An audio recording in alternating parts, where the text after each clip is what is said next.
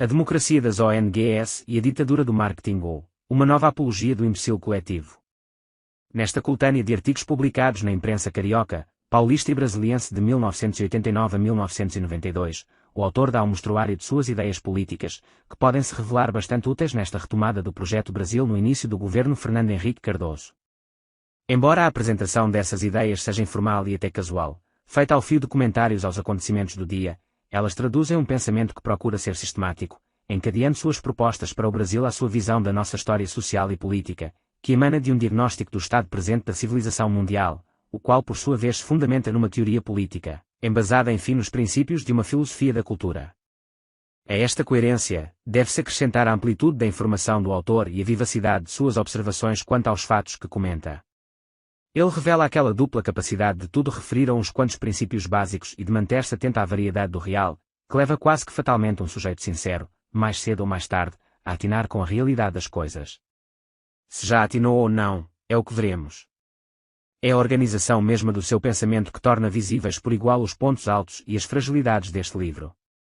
Aqueles residem, sobretudo, na vitalidade das propostas, que, diluindo certas categorias de pensamento em que se congelou por décadas o nosso debate político, abre o leque para novas combinações de ideias e, por isto mesmo, para novos arranjos das forças políticas. Enfocando as questões desde um ângulo inabitual, reconciliando a partir dele ideais tidos por antagónicos e demarcando novas áreas de disputa, o autor pode estar simplesmente delineando hoje o que será o cenário político brasileiro dentro de alguns anos. Para a construção desse cenário, ele não terá contribuído só pela visão e pela previsão, mas pelo esforço persuasivo que, como hábil publicitário e político idealista, ele aqui desempenha para encaminhar o curso das coisas no sentido a um tempo previsto e desejado, o que aliás é a essência mesma da arte do marketing. Tão elevados são aí os méritos deste livro, que seus defeitos, perto deles, ressaltam com não menor nitidez. O principal é a fragilidade das bases filosóficas em que o autor procura fundamentar seus diagnósticos, os quais, ironicamente, não precisam delas para nada e permaneceriam válidos, escurados tão somente na pertinente observação direta dos fatos e sem retaguarda filosófica nenhuma. Ao contrário, a tentativa de dar a esses diagnósticos uma sustentação filosófica chinfrim pode apenas diminuir a sua credibilidade. Estas afirmativas, bem sei, parecem desmentir o que foi dito acima, a respeito da coerência do pensamento de Jorge Maranhão. Mas não. É que aqui estamos diante de um desses casos esquisitos em que uma dedução lógica baseada em premissas falsas tem por resultado confirmar um fato real conhecido por observação. O modelo clássico de tais casos é o silogismo: Sócrates é uma pedra, toda pedra é um ser humano, logo, Sócrates é um ser humano. Iludido pela coincidência entre a conclusão do seu raciocínio e o dado da experiência, o raciocinador se persuade de que pensou certo. É o caso de Jorge Maranhão, observador atilado e pensador rombudo. Leio na contracapa que o autor já tinha honrosa carreira no campo das comunicações e da publicidade quando, em 1986, fez um mestrado de filosofia na UFRJ. Lá deve ter recebido os elementos de péssima filosofia que, enxertados agora nas suas observações pessoais, não conseguiram amortecê-las, felizmente, mas permaneceram como um adorno desnecessário e comprometedor, por cima de um livro todo ele feito, no mais, de experiência direta. A coerência que o autor procura manter entre suas visões da atualidade e suas bases filosóficas é, assim, menos um mérito que um demérito. Um pouco menos de coerência teria resultado em um pouco mais de veracidade. Vale a pena estudar o caso mais de perto. Segundo Jorge Maranhão, a tradicional divisão do ringue político brasileiro entre estatizantes e privatizantes não reflete a realidade das alternativas econômicas, mas a sobrevivência residual de antigas rivalidades ideológicas. Atualizar a nomenclatura para social-democratas e neoliberais não resolve nada. A instalação da rede mundial de telecomunicações mudou de tal maneira o panorama social e econômico, que os ideais e metas realmente buscados pelas pessoas, grupos e correntes já não correspondem a nenhum dos esquemas ideológicos anteriores. Certos ideais tradicionalmente defendidos pelos socialistas, por exemplo, hoje só podem prosperar no regime de livre empresa, que dá aos militantes os meios de aglomerar-se em ONGs e defender sua proposta no mercado das ideias concorrentes, cada qual, por sua vez, escurada num pequeno esquema empresarial.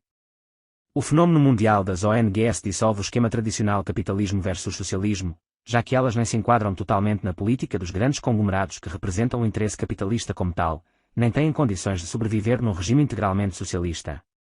Como, por outro lado, a luta por ideais sociais em nosso tempo é personificada sobretudo pelas ONGs, seria autocontraditório que, como resultado final dessas lutas, elas terminassem por dissolver-se e ceder lugar à organização burocrática de um Estado socialista. Logo, as ONGs não são apenas meios ou instrumentos de luta por um novo estado de coisas, elas já são o princípio mesmo de organização do novo estado de coisas. Jorge Maranhão não se limita a diagnosticar esse novo modelo político como uma realidade em formação, mas argumenta decididamente em favor dele.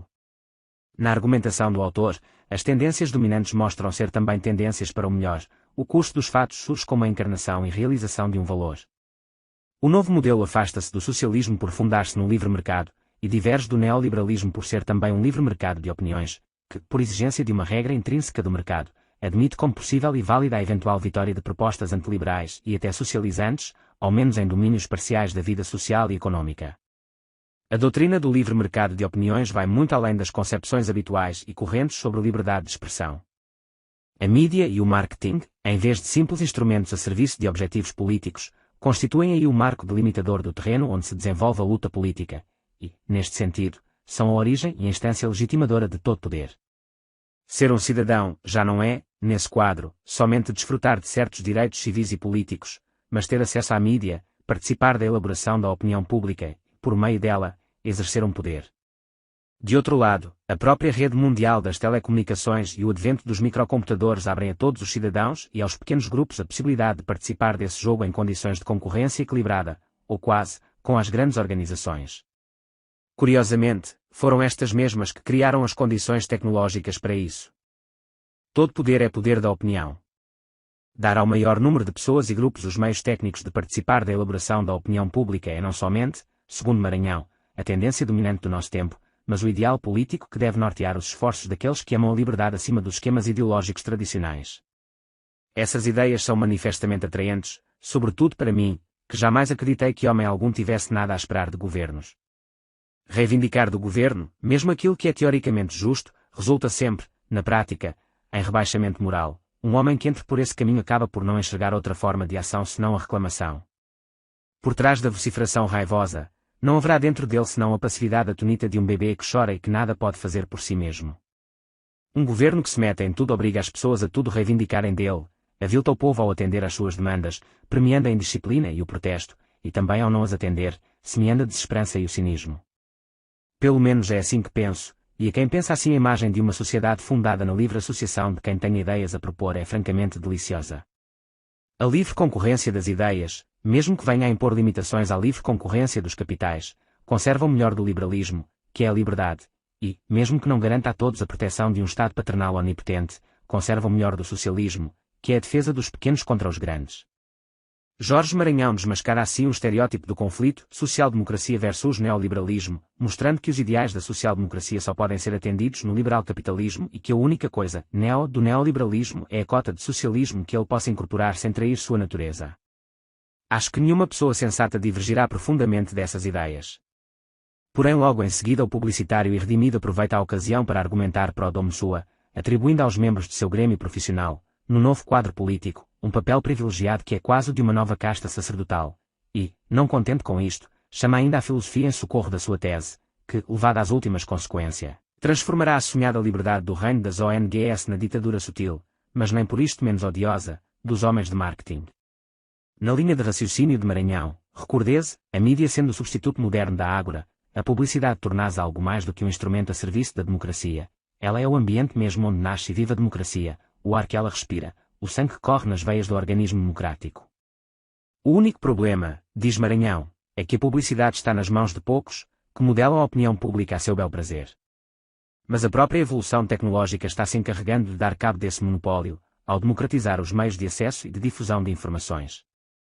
Um dia, cada ONG poderá ter seu canal de TV, cada cidadão poderá injetar suas opiniões nas veias do sistema mundial de telecomunicações. O futuro da democracia repousa, portanto, numa política que apenas ajuda o curso atual das coisas a atingir o objetivo a que ele já tende por si.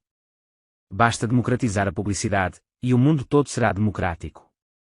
Felizmente, a publicidade tende a democratizar-se por força mesma da evolução tecnológica, a revolução tecnológica da telecomunicação, de um lado, e a da informatização da sociedade, de outro, estão a construir rapidamente uma nova paisagem nas relações sociais entre os cidadãos e as coletividades.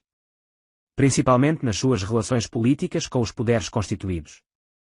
As relações entre os centros produtores de conhecimento e os centros de decisão política dos governantes estão cada vez mais intermediadas pela participação de toda a coletividade e da opinião da sociedade civil organizada. Se a Revolução Francesa fez da opinião o fundamento do próprio poder, a Revolução Tecnológica deste final de século fez da opinião a própria condição do poder. Mas, a partir do momento em que a publicidade democratizada governa, surge o seguinte problema: os critérios e valores, o modus ratiocinandi, a ideologia da publicidade, em suma, torna-se a ideologia dominante. O marketing, ao dominar o debate público, determina automaticamente os critérios da verdade e do erro, do bem e do mal, do certo e do errado, do lícito e do ilícito. Que critérios hão de ser esses? Em primeiro lugar, o império da opinião. A ideia que, bem trabalhada pelo marketing, se afirme vencedora no livre mercado de opiniões, terá tanto direito de passar por verdadeira e boa quanto um produto que vença os concorrentes tem o direito de desfrutar da maior fatia do mercado, por ilusório que seja o proveito que dele retirem os consumidores. Acima do livre mercado das ideias, não haverá lei, religião, ideologia, doutrina ou crença de qualquer natureza que possa se impor como verdadeira contra a opinião da maioria, aferida por escrutínios ou por pesquisas mercadológicas. Segundo Maranhão, isso será o advento do reino da liberdade, retardado durante milénios pelo predomínio da verdade sobre a opinião, se a humanidade sob o império da religião se orientou pelo mistério da verdade revelada, sob o império da razão a verdade científica, produto de um sistema conceitual fechado e acessível apenas aos iniciados, se revelou instrumento de poder discricionário. A opinião, produto do esforço de argumentação humana, enquanto instrumento da antiga retórica, e fundamento da própria política, renasce depois de 20 séculos de repressão da verdade da tradição aristotélico-cristã e 2 séculos de repressão da tradição racionalista cartesiana. Torna-se aí manifesto que Maranhão absorveu e endossou integralmente e sem a menor reflexão crítica a nova retórica de Chaim Perelman, que ele não cita mas que indisfarçavelmente ressuda por toda parte no seu livro. Na época em que Maranhão cursou filosofia na UFRJ, as ideias de Perelman circulavam ali como mosquitos no ar, espalhadas a título de panaceia por José Américo Mota Pessanha e seus admiradores. O público universitário, irrequieto e verboso, absorve com crédulo entusiasmo qualquer doutrina que lhe ofereça um alívio de culpas, apontando um novo bode expiatório no qual possam despejar-se, sob algum pretexto nobilitante, os mais baixos rancores de uma idade que é, por excelência, a idade dos complexos. Buscando nas ideias menos uma descrição da realidade do que uma imagem imantada de seus próprios desejos, a classe estudantil tem uma vocação fatídica para o culto dos erros. Julgando-se, numa frase que se tornou slogan do movimento estudantil na década de 60, a parcela mais esclarecida da população, ela na verdade não tem dado seu apoio senão a correntes de ideias que levam direto para a catástrofe, como o bolchevismo e o fascismo, e que exercem um encanto bem menor sobre os supostamente menos esclarecidos. Daí a facilidade com que arremedos de filosofia, propagados por mestres da lisonja, são absorvidos no meio universitário sem passar pelo menor exame crítico, e logo se impõem como fórmulas salvadoras para todos os males humanos.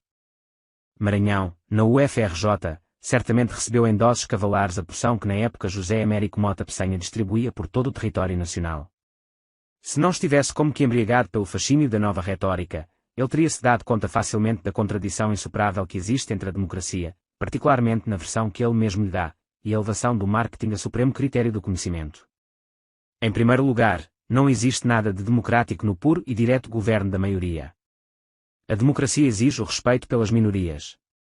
Este respeito, por sua vez, nada tem de democrático se consiste apenas em deixá-las em paz no seu canto, intactas porém marginalizadas. A democracia começa no momento em que se concede à minoria o direito de tentar persuadir a maioria e tornar-se assim ela mesma maioria. Ora, isso pressupõe, como condição indispensável, que exista algum critério de verdade e erro que seja superior à lei do maior número.